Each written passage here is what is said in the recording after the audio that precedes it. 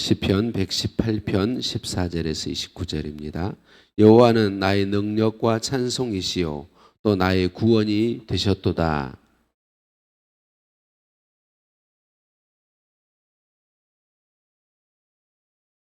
여호와의 오른손이 높이 들렸으며 여호와의 오른손이 권능을 베푸시는도다. 여호와께서 나를 심히 경책하셨어도 죽음에는 넘기지 아니하셨도다.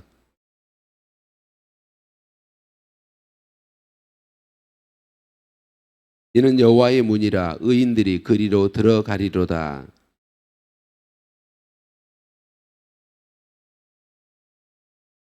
건축자의 버린 돌이 집 모퉁이의 머릿돌이 되었나니 이날은 여호와께서 정하신 것이라 이날에 우리가 즐거워하고 기뻐하리로다.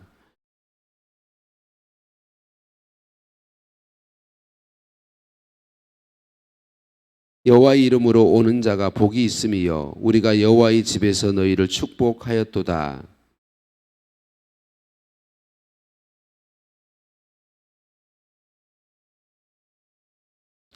주는 나의 하나님이시라 내가 주께 감사하리이다.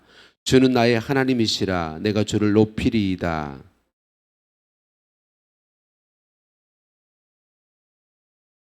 아멘.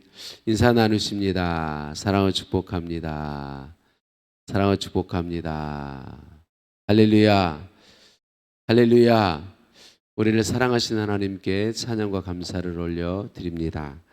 2024년 한 해를 허락하시고 마지막 12월 31일까지 우리를 인도하신 하나님의 은혜와 사랑에 감사를 올려드립니다. 어제 말씀에 하나님이 내 편이 되어주시는 사람은 반드시 승리한다라는 말씀을 나눴습니다. 오늘 본문 14절에서 16절에도 동일한 말씀이 나오죠. 하나님께서 오른손의 권능으로 승리를 주심을 찬양하고 있습니다.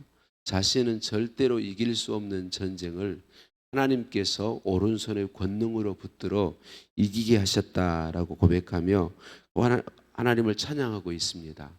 이 하나님의 오른손이라고 하는 표현은 언제나 절대적인 능력을 우리에게 나타내 보여주고 있습니다. 하나님께서 절대적인 그 능력으로 구원해 주셨다라고 말하고 있는 거죠.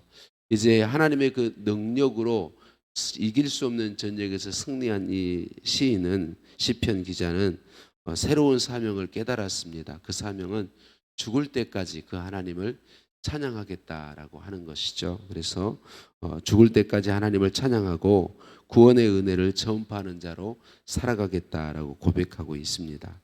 사실 이 전쟁은 이 시편 기자의 죄로 인한 전쟁임을 우리는 알 수 있습니다. 그래서 이 죄로 인한 전쟁이고 그의 죄에 대한 징계였음을 볼 수 있어요. 그런데 이 시인은 이 징계가 하나님의 사랑임을 깨달았습니다. 그래요. 때때로 우리는 죄에 빠지죠. 그때 하나님은 우리를 징계하십니다. 그러나 그 징계는 우리를 버림이 아니고 우리를 멸망케 함이 결코 아닙니다.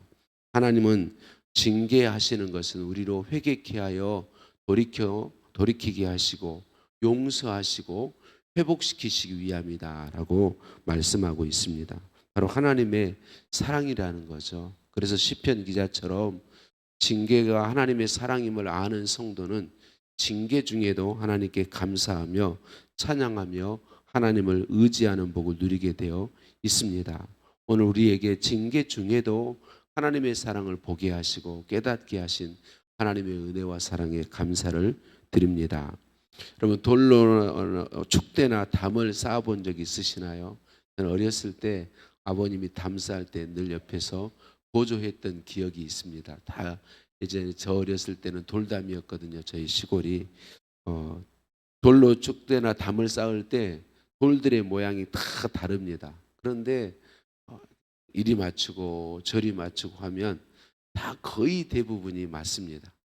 거의 대부분이 맞춰져요. 그런데 아무리 해도 안 맞춰지는 돌이 있습니다. 모양이 안 맞는 돌. 그 돌은 어떻게 하나요? 버림당합니다. 이게 다문이나 뭐 건물을 지을 때 전혀 쓸모없다 그래서 버림당하죠. 건축자들의 버린 돌이 바로 이 돌입니다. 전혀 쓸모없는 돌, 어떻게 해도 쓸 수 없는 돌. 그런데 시편 기자가 바로 그런 돌 취급을 받았다고 고백하고 있습니다. 사람들에게는 그런 취급을 받았다. 그런데 하나님께서 그 건축자들이 버린 돌과 같은 전혀 쓸모없는, 전혀 사람들에게 가치 있게 여겨지지 않는 이 시편 기자를 하나님이 사용하셔서 모퉁이의 머리집에 모퉁이 돌이 되게 하셨다. 머릿돌이 되게 하셨다. 그렇게 이야기하고 있는 것을 볼 수 있습니다. 그래요. 때때로 사람들에게는 전혀 가치 없게 보이고 무능하게 보이지만 하나님은 그런 우리들을 사용하셔서 보배롭고 가치 있는 사람들로 사용해 주신다는 것이죠. 이것이 놀라운 은혜와 복입니다. 그래서 고린도전서 1장 26절 말씀에서부터 보면 정말 인간적인 기준으로 보면 보잘것없고 아무것도 아닌 사람들을 하나님께서 은혜로 그들을 사용하셔서 놀라운 사람들이 되게 하시고 뛰어나고 잘나고 사람들에게 인정받고 능력 있게 보이는 모든 사람들을 부끄럽게 하시고 패하게 하신다. 그렇게 말씀하고 있습니다. 여러분, 예수님을 구주로 믿는 우리 모두는 바로 이런 은혜를 받은 사람들입니다. 보잘것없고 가치 없는 우리들인데 예수 그리스도의 공로를 통해서 하나님이 우리를 보배롭고 존귀한 자들이 되게 하시고 우리를 통해서 하나님의 놀라운 역사를 이루어 주셨고 이루어가고 계신다라고 하는 것입니다. 시편 기자는 이 하나님의 놀라운 은혜와 사랑을 깨닫고 오늘 27절에 이렇게 고백합니다. 밧줄로 절기 제물을 제단불에 맨다라고 이렇게 고백하고 있습니다. 그러면서 주님께 감사하고 주님만을 높이겠다라고 고백하고 있죠. 밧줄로 절기 제물을 제단불에 맨다라고 하는 표현은 하나님께서 명하신 제사, 그러니까 삶을 온전하게 하나님께 올려드리겠다, 그런 고백입니다. 사랑하는 성도님들, 저와 여러분이 하나님이 은혜 베푸셔서 2024년에도 마음을 다해 하나님을 예배하게 하셨다면 새롭게 허락하실 25년에는 더욱더 우리의 마음을 다해서 하나님을 예배하는 복을 부어주실 줄로 믿습니다. 오늘 시편 기자가 한 것처럼 여러분, 우리 자신을 바라보지 않았으면 좋겠습니다. 우리를 사랑하시고 우리를 붙드시고 우리에게 은혜 베푸신 하나님을 온전히 바라보았으면 좋겠습니다. 그 하나님께 우리를 맡겨드렸으면 좋겠습니다. 모든 일에, 모든 삶의 순간에 그 하나님께 나를 맡겨드릴 수 있었으면 좋겠습니다. 그러면 하나님이 건축자들의 버린 돌과 같은 보잘것없는 우리들이지만 우리의 삶을 하나님께서 붙드셔서 보배롭고 존귀하게 사용하시고 우리를 통하여 영광 받으시고 우리를 통하여 놀라운 상과 복을 우리에게 부어주시는 그 은혜를 우리에게 부어주실 줄로 믿습니다.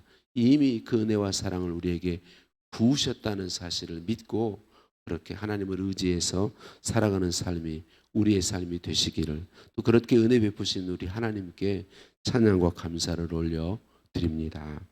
하나님 아버지, 오늘도 말씀으로 찾아와 주시니 감사합니다. 내 편이 되어 주시니 감사합니다. 권능의 오른손으로 붙들어 주시니 감사합니다. 징계로 나타나는 하나님의 사랑을, 하나님의 사랑임을 알게 해주시니 감사합니다. 오직 하나님의 은혜로 자격도 없고 무능한 저를 하나님의 사람으로 사용하시고 하나님의 사람으로 살게 하시니 감사합니다. 새롭게 주실 2025년도 하나님께 나를 온전히 내어드리게 하시고 하나님, 나를 붙드시며 나의 삶을 통하여 하나님의 영광을 나타내시고 하나님 홀로 영광 받아 주옵소서. 온전한 제사를 드리는 매일매일이 되도록 복 내려 주옵소서. 이미 이 은혜를 우리에게 부신 하나님 찬양드립니다. 감사합니다. 홀로 영광 받으옵소서. 예수님의 이름으로 기도드립니다. 아멘. 하늘에 계신 우리 아버지, 아버지의 이름을 거룩하게 하시며 아버지의 나라가 오게 하시며 아버지의 뜻이 하늘에서와 같이 땅에서도 이루어지게 하소서. 오늘 우리에게 일용할 양식을 주시고 우리가 우리에게 잘못한 사람을 용서해 준 것 같이 우리 죄를 용서하여 주시고 우리를 시험에 빠지지 않게 하시고 악에서 구하소서. 나라와 권능과 영광이 영원히 아버지의 것입니다. 아멘. 다시면서 함께 기도하실 때 주신 말씀을 붙잡고 기도하시겠습니다. 오늘 화요일입니다. 우리 교회를 위해서 하나님 마음을 시원케 하는 교회, 하나님의 은혜로 주님으로 하나 되는 교회, 하나님 복의 통로되는 교회로 복 주시고 사용해 달라고 기도하겠습니다. 다음 세대를 이렇게 세우는 교회로 복 주시도록 우리 학생의 국내 단기 선교가 준비되고 있습니다. 하나님 큰 은혜를 주시도록 기도해 주시고요. 나라와 민족을 위해서 계속 기도해야 하겠습니다. 무한공항 참사로 인해 슬픔 중에 있는 유족들 하나님 위로해 주시고 아름답게 일이 마무리될 수 있도록 기도해야 하겠습니다. 환우들의 치유를 위해서 기도해 주시고 오늘 2024년 마지막 날인데 2024년 주신 은혜를 하나님께 감사드리겠고 오늘 송구 영신 예배 주신 은혜를 사모하며 기도하시겠습니다. 함께 기도합니다.